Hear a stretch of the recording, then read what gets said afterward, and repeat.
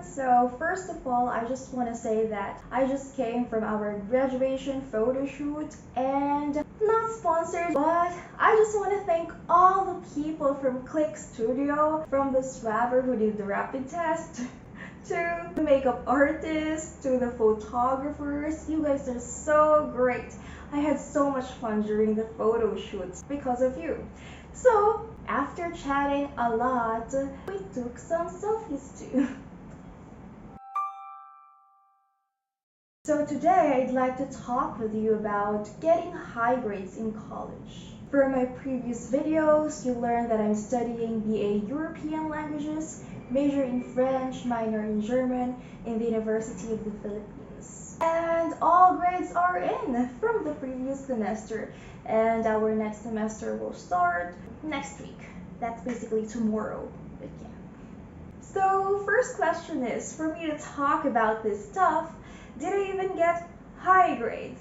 Well, yes, and last semester I got a final average of 1.3, and based on the university's grading system, that is considered as a university scholar, which is like a chancellor's or president's list, as they call it in other universities or colleges, I believe.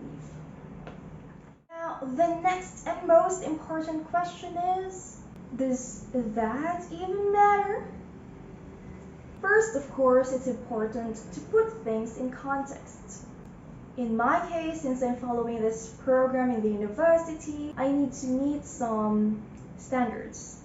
For example, if I'm not mistaken, we have a maintaining grade for our major language, and if, for example, you weren't able to reach that maintaining grade after a semester, you will get a warning. And in the succeeding semester, if it's the same, then you will have to choose another major, or then you need to choose another bachelor's program. Now, in the context of language learning in general, it is of course not necessary to get high grades.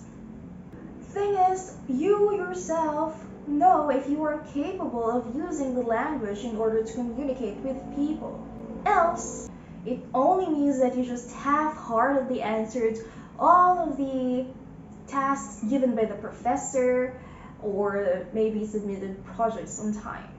And to be honest, I was not aiming for those high grades. In fact, it doesn't even matter to me at all. I just honestly want to finish my studies and really, learn and apply in real life, specifically in my job, the things that we discuss in class. Since, I'm working and studying at the same time, it's just really fun for me to keep on learning languages and teaching techniques, methods, theories, approaches, so that I could apply it in order to help my students even better to learn the language.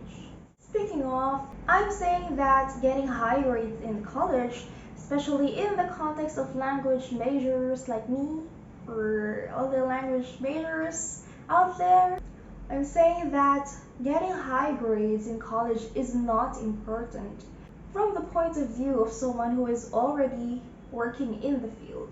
As I've mentioned also in my previous videos, I've been working as a language facilitator, and so did they ask for my grades when I applied for the job? Absolutely not. But they definitely verified if I have the skills necessary for the job. Hence, there was an interview with a French native. So, all in all, I would say that getting high grades is just a product of you enjoying the actual learning process. And that is why I'm very, very concentrated on that. The learning process is so important because, it's you making progress with yourself. While other people, they just look at the results, they just see the results, And that's what's sad about it. People just usually judge the results, like, oh, she's just born smart, that's why.